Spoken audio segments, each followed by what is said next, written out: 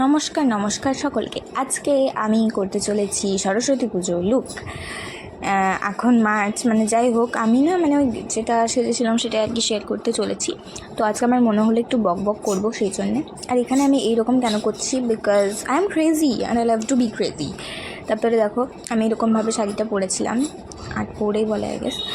তারপরে আমি এখন পরছি হচ্ছে কানের, এই কানের আর এই হাড়ের সেটটা, গলার হারের সেটটা অনেকটাই ফেমাস, তোমরা হয়তো দেখবেও এদিক ওদিক। মিশো থেকেই নিয়েছি, যদি লিঙ্ক লাগে তো বলবে, কমেন্টে দিয়ে দেবো।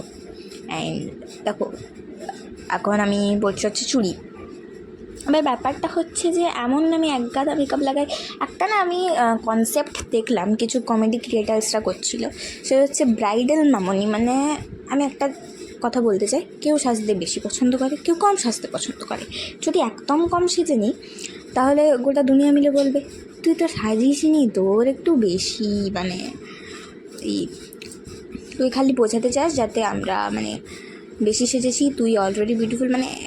লোকে ক্রিটিসাইজ তো করতে ছাড়বে না। ওই যে আমি আগের একটা ভিডিওতে বলেছিলাম না, পিপল আর গানা জাজ ইউ এনিওয়ে, এমনি বলিনি।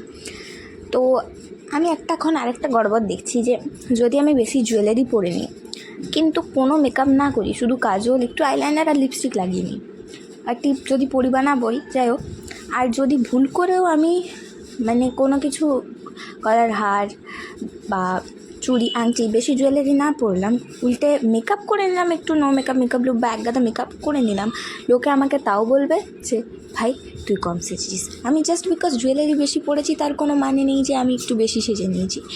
আচ্ছা, এখানে আমি ফ্যানের দিকে তাকায় কী করছিলাম জানো, আমার মাস্কারার আইলাইনারটা শুকোনোর ব্যবস্থা করছিলাম। কিন্তু জানো, আমি এই দিন ঘুরতেই যেতে পারিনি। আমি এমনি তো কোনো বন্ধুদের সাথে ঘুরতে যাই না, বিকজ ফার্স্ট কথা আমি ঠিকঠাক খুঁজে পাই না যে ভাই কোন বন্ধুর সাথে যাব, কখন কী করব। তারপর ফোন করবো, কেউ ফোন তুলবে না, অনেক ঝামেলা। তো আমি একাই বেরিয়ে যাই।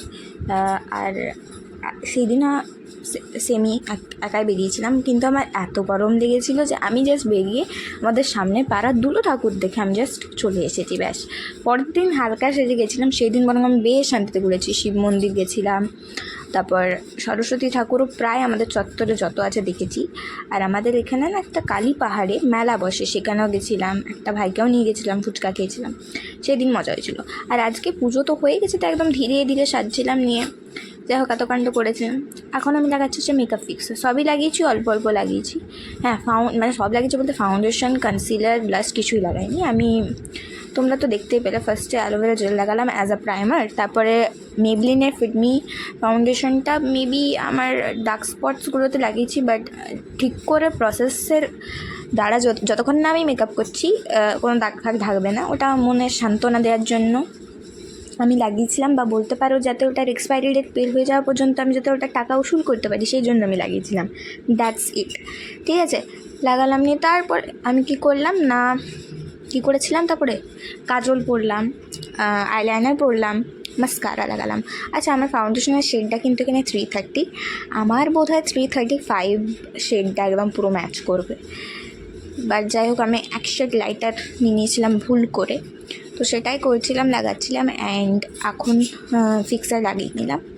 এই ছিল আমার মেকআপ। আর একটা লাল টিপ পরেছিলাম, আর এই ফুলগুলো নিয়েছিলাম। আচ্ছা, অন্ধকার থেকে দূরে যাই, আলোর দিকে আসি। লুকটা কিছুটা এরকম হয়েছিল। এবার বিউটি শর্টস এনজয় করো। চলো আজ তাহলে টাটা, বাই।